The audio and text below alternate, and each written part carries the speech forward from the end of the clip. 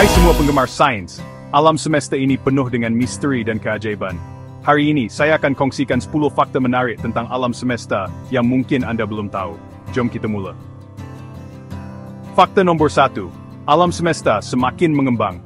Alam semesta kita telah berkembang sejak letupan besar yang berlaku di 11.8 bilion tahun yang lalu, dan ia semakin laju setiap hari. Nomor 2. Bintang terbesar yang pernah kita temui dipanggil Uy Scuti.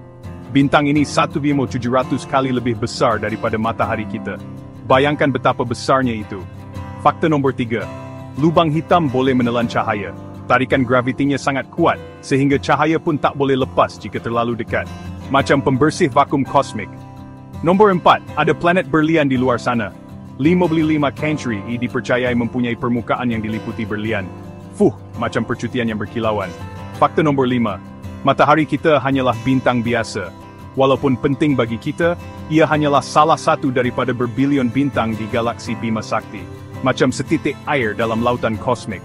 Nomor 6. Planet paling panas bukanlah Utarid. Walaupun Utarid paling dekat dengan matahari, Zuhra sebenarnya paling panas kerana atmosfera tebalnya yang penuh dengan gas rumah hijau. Macam periuk tekanan gergasi. Fakta nomor 7. Terdapat lebih banyak bintang di alam semesta daripada butiran pasir di bumi. Betul, bintang melebihi semua butiran pasir di setiap pantai di planet kita. Mengagumkan, kan? Nomor 8. Setahun di Musitari hanyalah 12 hari di bumi. Musitari berputar begitu cepat sehingga ia melengkapkan putaran penuh hanya dalam 12 hari di bumi kita. Macam pelumba laju kosmik. Fakta nomor 9. Zuhal boleh terapung di atas air. Dengan ketumpatan yang lebih rendah daripada air, Zuhal secara teorinya akan terapung jika Anda mempunyai tap mandi yang cukup besar.